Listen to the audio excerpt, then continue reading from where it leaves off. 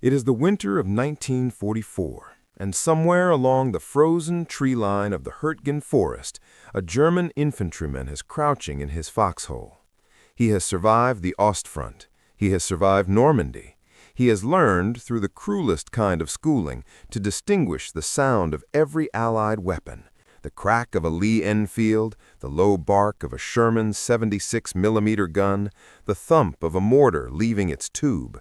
He knows these sounds the way a man knows his own heartbeat. And so when the noise begins, rolling through the dark trees, building like something enormous is approaching, he cannot place it. It is wrong. It is too vast, too layered, too relentless. And that wrongness, that inability to name the thing bearing down on him, is precisely the point. Within minutes, 3 of the men in his unit have abandoned their position. 2 more are shaking. He himself, a veteran of 4 years of the most brutal warfare in European history, is considering surrender. Not because a single shot has been fired, because of sound. What that German soldier heard was the product of one of the most unusual and least celebrated British military projects of the Second World War. An operation so peculiar in concept and so quiet in its legacy that it has been largely forgotten by mainstream histories of the conflict. It had no dramatic code name. It produced no medals. It left almost no visible wreckage on the battlefield.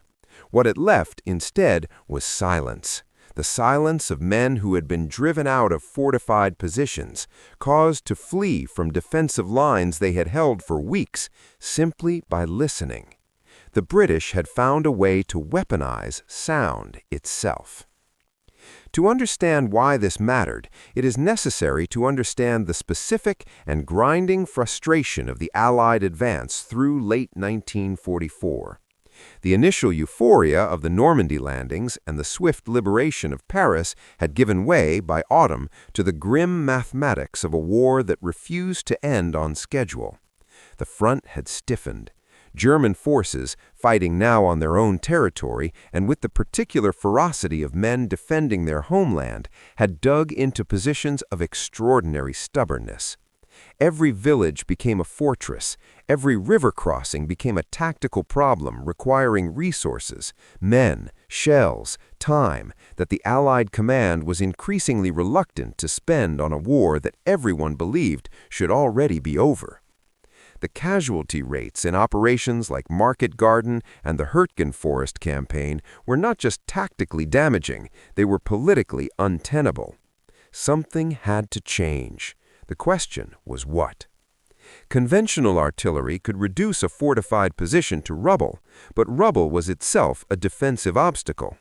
Bombing from the air was imprecise and wasteful. What military planners needed, and what they barely dared articulate, was a way to move the enemy without destroying the ground. A way to make men leave their positions voluntarily. A way, in short, to make fighting feel more dangerous than surrender. The answer, when it emerged from a small and deliberately obscure section of the British military research apparatus, was almost embarrassingly simple in principle and ferociously difficult in execution.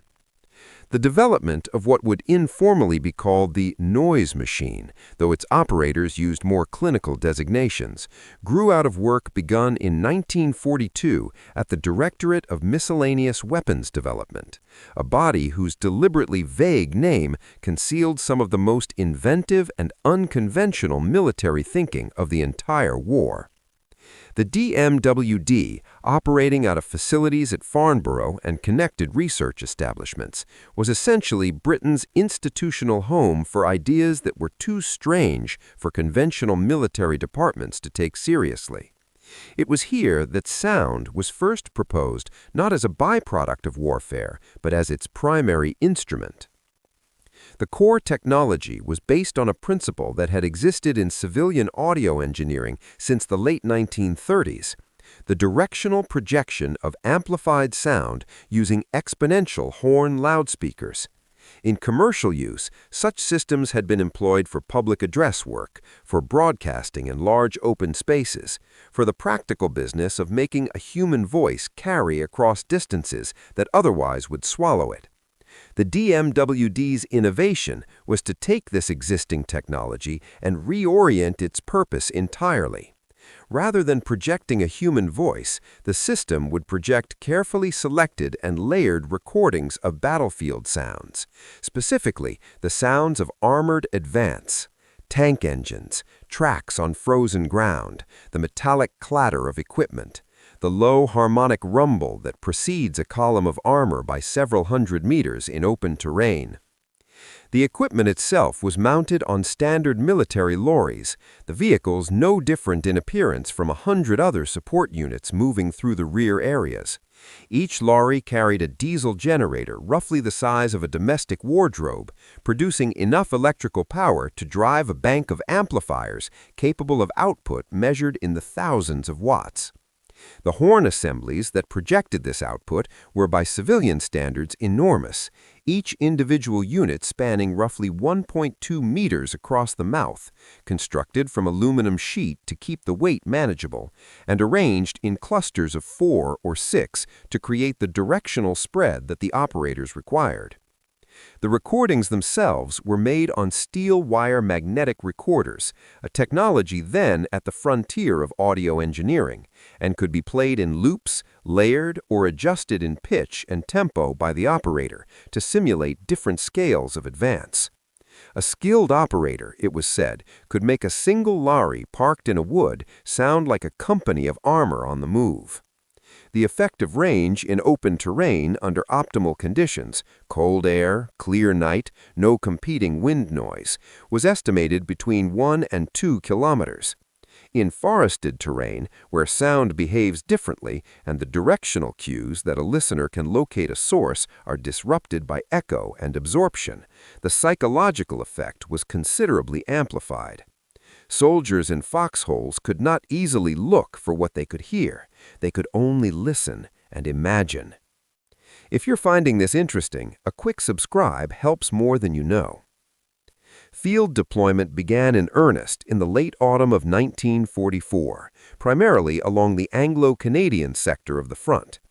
The operational record is thin. Many of the relevant files remained classified well into the 1970s, and some assessments from individual engagements have never been formally declassified.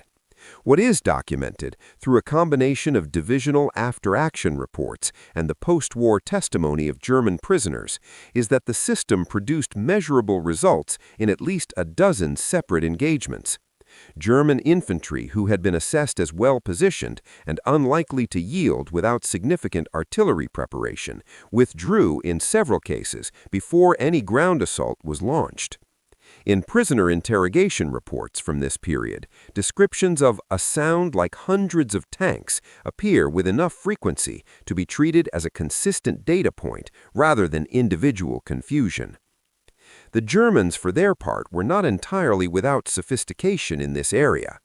Propaganda companies had experimented with loudspeaker broadcasts since the early years of the war, using spoken messages to encourage surrender, playing music as a psychological destabilizer, broadcasting false orders on captured frequencies. But the German approach was almost entirely linguistic in its ambition. It sought to communicate with the enemy mind rather than disorient it. It had no equivalent to the British sound projection system. The Americans, for their part, had developed their own loudspeaker operations through the work of the Morale Operations Branch of the OSS, but these also remained primarily in the domain of voice communication rather than environmental sound. The British project, in this particular application, was essentially without parallel among the Allied powers. The legacy of the program sits in a curious position within the history of psychological operations. It was, by the metrics that military historians tend to favor, a minor contributor to the Allied victory, too specialized, too dependent on specific terrain and atmospheric conditions, and deployed too late in the war to have shaped its outcome in any fundamental way.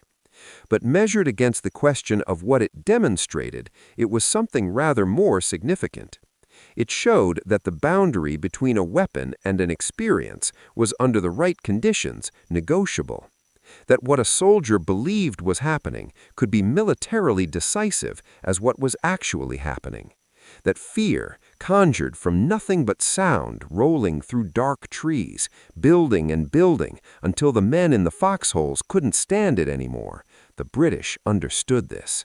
And in understanding it, they proved something that every army since has quietly taken note of, that the most effective weapon is not always the one that destroys. Sometimes it is the one that only needs to be heard.